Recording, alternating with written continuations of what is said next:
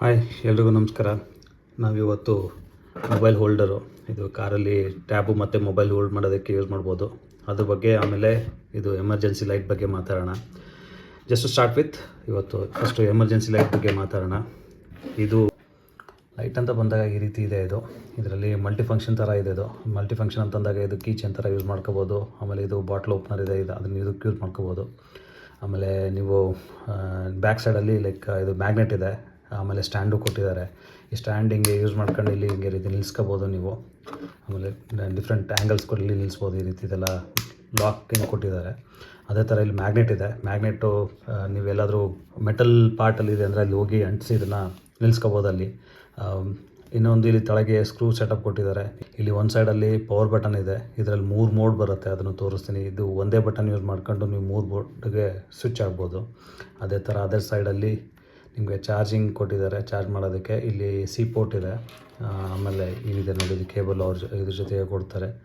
Cable ಒಂದು C ಪೋರ್ಟ್ದಿದೆ connection. ಇಲ್ಲಿ A type ಕೊಟ್ಟಿದ್ದಾರೆ. ಇದನ್ನು ನೀವು ಲ್ಯಾಪ್ಟಾಪಿಗೆ ಕನೆಕ್ಟ್ ಮಾಡಿ ಚಾರ್ಜ್ ಮಾಡ್ಬೋದು. ಇಸ್ ಬೆಟರ್ ಲ್ಯಾಪ್ಟಾಪಿಗೆ ಕನೆಕ್ಟ್ ಮಾಡಿ ಚಾರ್ಜ್ ಮಾಡೋದು ಒಳ್ಳೆಯದು.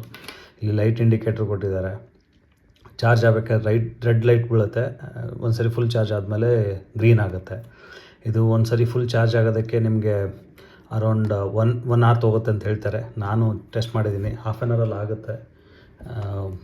ಚಾರ್ಜ್ ಆದಮೇಲೆ ಇಲ್ಲಿ ಆಲ್ರೆಡಿ ಹೇಳ್ದಂಗೆ ಇಲ್ಲಿ ಗ್ರೀನ್ ಟರ್ನ್ ಆಗುತ್ತೆ ಇದು ಲೈಟು. ಇದು ಲೈಟ್ ಅಂತ ಬಂದಾಗ ಇದು ಕಂಪ್ಲೀಟ್ ಸೆಟಪ್ಪು COB ಅಂತ ಟೆಕ್ನಾಲಜಿ ಯೂಸ್ ಮಾಡ್ಕೊಂಡು ಮಾಡಿರ್ತಾರೆ. ಇದು COB ಅಂದಂಗೆ chip on board. Around 30 LEDs ಇದೆ ಇದರಲ್ಲಿ. 30 LEDs ಇದೆ. ಬ್ಯಾಟ್ರಿ ಬಂದು ನಿಮಗೆ ಅರೌಂಡ್ 500 mAh ಬ್ಯಾಟ್ರಿ ಇರುತ್ತೆ ಇದರಲ್ಲಿ. ಒಂದು ಸರಿ ಫುಲ್ ಚಾರ್ಜ್ ಮಾಡಿದ್ರೆ ನಾನು ಟೆಸ್ಟ್ ಮಾಡ್ದಂಗೆ 6 hours ಬಂದಿದೆ. ಈಗ ನೋಡಿ, ಇದು ಪವರ್ ಬಟನನ್ನು ಪ್ರೆಸ್ ಮಾಡ್ತೀನಿ, ಇದು ಲೈಟ್ ಬರುತ್ತೆ. ಇದು ಕಂಪ್ಲೀಟ್ ಲೈಟ್ ಆನ್ ಆಗುತ್ತೆ. ಅದೇ ಥರ ಈಗ ಇನ್ನೊಂದು ಸರಿ ಕ್ಲಿಕ್ ಮಾಡಿದ್ರೆ ಲೈಟ್ ಸ್ವಲ್ಪ ಲೋ ಅಲ್ಲಿ ಬರುತ್ತೆ. ಇನ್ನೊಂದು ಸರಿ ಕ್ಲಿಕ್ ಮಾಡಿದ್ರೆ SOS ಆನ್ ಆಗುತ್ತೆ. ಇದು ಮೂರು ಥರ ಯೂಸ್ ಮಾಡ್ಕೋಬೋದು ಇದು LED-ನ. ಇದನ್ನು ನಾನು ಮೋರ್ ದೆನ್ 3 yearsಯಿಂದ ಯೂಸ್ ಮಾಡ್ತಿದ್ದೀನಿ. ಸ್ವಲ್ಪ ಬ್ಯಾಟ್ರಿ ಬ್ಯಾಕಪ್ ಕಡಿಮೆ ಆಗಿದೆ, ಬಟ್ ಅದನ್ನು ಬಿಟ್ಟರೆ ಇದು ಡಿವೈಸ್ ಭಾಳ ಚೆನ್ನಾಗಿದೆ. ಇದಿಷ್ಟು ಈ ಲೈಟ್ದಾಯಿತು. ಈಗ ಮೊಬೈಲ್ ಹೋಲ್ಡ್ರ್ ಬಗ್ಗೆ ಮಾತಾಡೋಣ. ನಾನು ನನ್ನ iPad 11 inches ಯೂಸ್ ಮಾಡ್ತಿದ್ದೀನಿ. ಇದು ಚೆನ್ನಾಗಿ ಹೋಲ್ಡ್ ಮಾಡ್ತಿದೆ. ಅದು ಮುಂದೆ ತೋರಿಸ್ತೀನಿ ಕಾರಲ್ಲಿ ಯಾವ ರೀತಿ ಕೂತ್ಕೊಳ್ಳುತ್ತೆ ಅಂತ. ಇದು ಸೈಡಲ್ಲಿ ಕುಷನ್ ಕೊಟ್ಟಿದ್ದಾರೆ. ನೀವು ಯಾವುದು ಡಿವೈಸ್ ಯೂಸ್ ಮಾಡ್ತಿರೋ ಅದಕ್ಕೆ ನೀಟಾಗಿ ಕುಷನ್ ಕೊಡುತ್ತೆ. ಇಲ್ಲಿ ಕಾರ್ನರಲ್ಲಿ ಕಾಣಿಸ್ತಾ ಇರ್ಬೋದು ನಿಮಗೆ, ಇದು ಕುಷನ್ ಕೊಡುತ್ತೆ. ಸ್ಕ್ರ್ಯಾಚಸ್ ಆಗೋಲ್ಲ ಅದರಿಂದ. ಆಮೇಲೆ ಇದು ಎಕ್ಸ್ಟೆಂಡ್ ಆಗೋದ್ರಿಂದ, ಬೋತ್ ಸೈಡ್ ಎಕ್ಸ್ಟೆಂಡ್ ಆಗೋದ್ರಿಂದ ನೀಟಾಗಿ ಕೂತ್ಕೊಳ್ಳುತ್ತೆ ಡಿವೈಸು. ಆಮೇಲೆ ಇಲ್ಲಿ ಇದು ಹೋಲ್ಡ್ಗೆ, ಅದರ ಸೀಟ್ ಬರುತ್ತಲ್ಲ, ಸೀಟ್ಗೆ ನೀವು ಹಾಕ್ಬೋದು. ಇದನ್ನು ಒಂದು ಹೋಲ್ಡಿಂಗ್ ಆಗುತ್ತೆ ಇಲ್ಲಿ. ಅದು ಕಾರಲ್ಲಿ ತೋರಿಸ್ತೀನಿ ಅದು ಯಾವ ರೀತಿ ಬರುತ್ತೆ ಅಂತೇಳಿ. ಓವರಾಲ್ ಡಿವೈಸ್ ಅಂತ ಬಂದಾಗ ಮಟೀರಿಯಲ್ ಚೆನ್ನಾಗಿದೆ. ಆಮೇಲೆ ಇದು ಹಿಂಗೆ ಎಕ್ಸ್ಟೆಂಡ್ ಮಾಡ್ಬೋದು. ಈ ರೀತಿ ಎಕ್ಸ್ಟೆಂಡ್ ಆಗುತ್ತೆ ಫ್ರಂಟಲ್ಲಿ. ಆಮೇಲೆ ನೀವು ಮತ್ತೆ ಸೇಮ್ ಪ್ಲೇಸಿಗೆ ಕೂಡಿಸ್ಬೋದು ಕೂಡ ಹಂಗೆ. ಇಲ್ಲಿ ಸ್ಕ್ರೂ ಥರ ಕೊಟ್ಟಿದ್ದಾರೆ. ಇದನ್ನು ಇಲ್ಲಿ ಕೂತ್ಕೊಳ್ಳೋದು. ಆ್ಯಕ್ಚುಲಿ ನಾನು ಇಲ್ಲಿ ಪಿಸ್ ತೋರಿಸ್ತೀನಿ ನಿಮಗೆ ನೋಡಿ. ಇದು ಬಿಚ್ಚಿರ ಇಲ್ಲಿ ರೀತಿ ಸಪ್ರೇಟ್ ಆಗುತ್ತೆ ಇದು ಡಿವೈಸು. ಇಲ್ಲಿ ಈ ರೀತಿ ಕೂಡಿಸಿ ನೀವು ಹಿಂಗೆ ಲಾಕ್ ಮಾಡ್ಬೋದು. ಮುಂದೆ ತೋರಿಸ್ತೀನಿ ಇದು ಕಾರಲ್ಲಿ ಯಾವ ರೀತಿ ಕೂತ್ಕೊಳ್ಳುತ್ತೆ ಅಂತ. ಇದು ಈ ರೀತಿ ಟ್ಯಾಪ್ ಕೂತ್ಕೊಳ್ಳುತ್ತೆ. iPad ಕೂಡಿಸಿದ್ದೀನಿ ನೋಡಿ, ಇದೆಲ್ಲ ಕೂತ್ಕೊಂಡಿದೆ. ಈ ರೀತಿ ಹೋಲ್ಡ್ ಮಾಡುತ್ತೆ ಬ್ಯಾಕ್ ಸೈಡಲ್ಲಿ ನೋಡಿ. ಇಲ್ಲಿ ಈ ರೀತಿ ಹೋಲ್ಡ್ ಮಾಡುತ್ತೆ.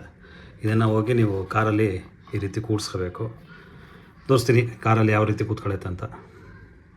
ಇದು ನೋಡಿ, ಇವಾಗ ಸೀಟಲ್ಲಿ ಇದು ಯಾವ ರೀತಿ ಫಿಕ್ಸ್ ಮಾಡೋದಂತ ತೋರಿಸ್ತೀನಿ.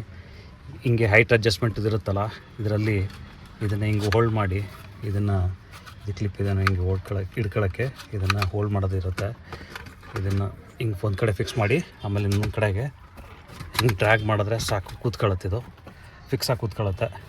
ಆಮೇಲೆ ನೀವು ಸೀಟ್ನ ಅಡ್ಜಸ್ಟ್ ಮಾಡ್ಕೋಬೋದು. ನೋಡಿ ಕೂತ್ಕೊತ್ತು. ಆಮೇಲೆ ಇದನ್ನು ಹಿಂಗೆ ಓಪನ್ ಮಾಡೋದು.